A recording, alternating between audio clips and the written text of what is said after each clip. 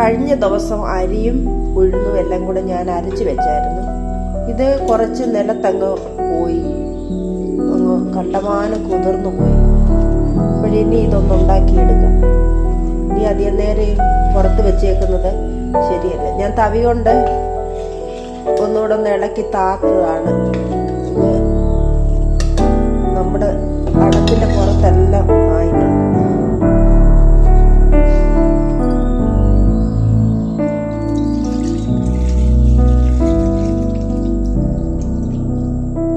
പാലുകാരൻ പാല് കൊണ്ടുവന്നു. പാലൊഴിച്ച് കാച്ചി വെച്ചേക്കാം.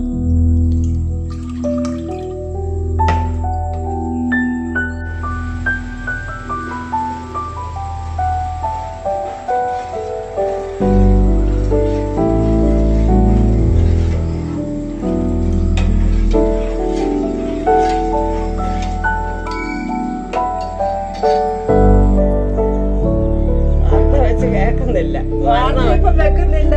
വാർത്ത വെച്ചാലുണ്ടല്ലോ പീഡനവും കൊല എല്ലാം കേൾക്കാൻ വയ്യ. അതുകൊണ്ട് വാർത്ത വെച്ച് കാണാനേ കേൾക്കാൻ വയ്യ. അതെവിടോ ചേച്ചി?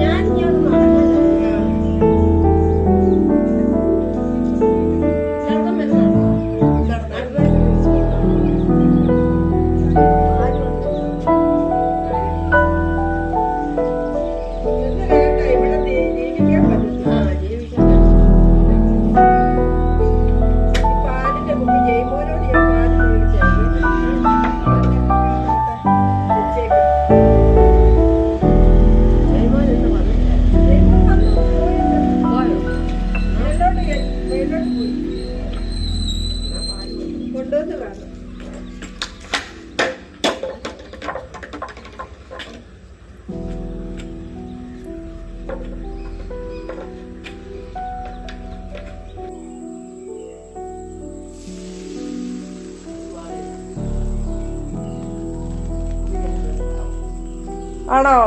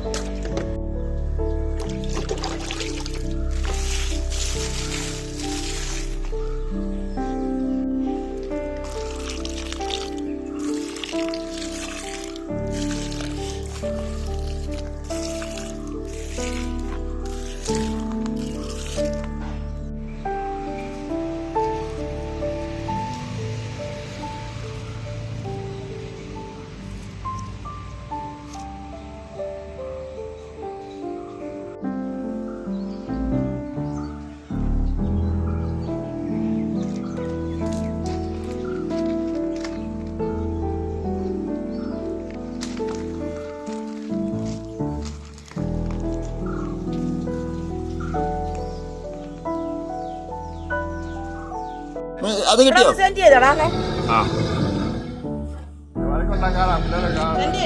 അത് കിട്ടിയോ?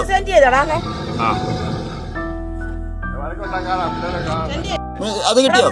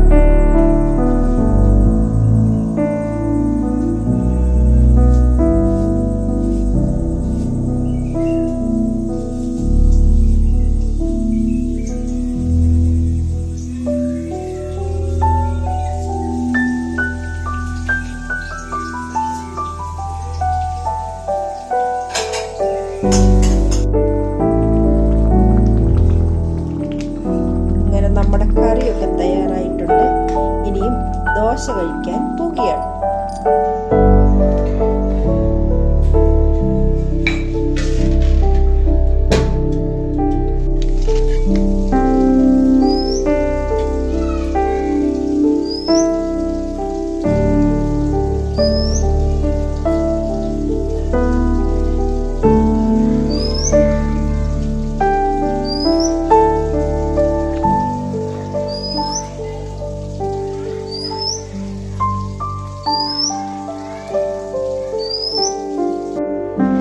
മണിക്കൂർ കൊണ്ട് മീൻ വെട്ടിക്കൊണ്ട് വന്നു. ഇത്രയുണ്ട് മീന്. ഇതില് 3/4 പാത്രം മീനുണ്ടായിരുന്നു. വെട്ടിയെടുത്തപ്പോൾ ഇത്രയുണ്ട്. ഇത് കുറച്ച് തോരൻ വയ്ക്കും.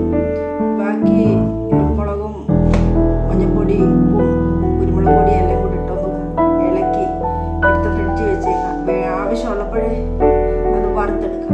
വറുത്താലൊന്നും ഇല്ല, തിരിച്ചിടാനില്ല. പക്ഷേ നെത്തോലിയുടെ കൂട്ട് വറക്കാൻ നല്ലത്. അപ്പോഴേ ബാക്കി തോരന് വേണ്ടുന്ന കാര്യങ്ങളൊക്കെ എടുക്കട്ടെ. അതിനുശേഷം വീണ്ടും തോരനൊക്കെ ശരിയാക്കി അടുപ്പത്തോട്ട് വെച്ചു. 2-3 ദിവസത്തിന് മുമ്പ് ഞാൻ 2-3 പേർക്ക് ചോറ് കൊടുത്തിരുന്നു. അന്ന് വെച്ച മീൻകറിയാണ് ഇപ്പോഴൊന്ന് ചൂടാക്കി എടുക്കുകയാണ്. എനിക്ക് മാത്രം മതി, അമ്മയൊന്നും കൂട്ടത്തില്ല.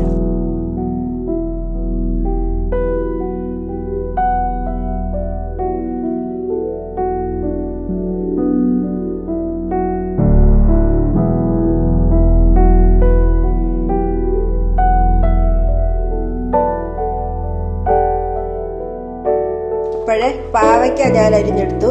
പാവയ്ക്കായും സവാളയും പച്ചമുളകും തേങ്ങയും കൂടി ഇട്ട് അതോടൊപ്പം ഉപ്പും കൂടെ ഇട്ട് ഇളക്കിയാണ് വെച്ചേക്കുന്നത്. ഇത് തോരൻ വെക്കാൻ പോവുകയാണ്. അങ്ങനെ പാവയ്ക്കൊക്കെ തോരൻ അടുപ്പേ വെച്ചു. ഇതിൻ്റെ അകത്ത് ഒരു പിഞ്ച് ഇഞ്ചി ഞാൻ അരിഞ്ഞിട്ട് സ്വല്പം. അപ്പം എനിക്ക് മഞ്ഞൾപ്പൊടി ഒന്നും ഇടുന്നത് ഇഷ്ടമല്ല. പാവയ്ക്കായ്ക്ക് ഞാൻ ഇടാറില്ല. ഇപ്പോഴിരുന്ന് അങ്ങോട്ട് വേകട്ടെ.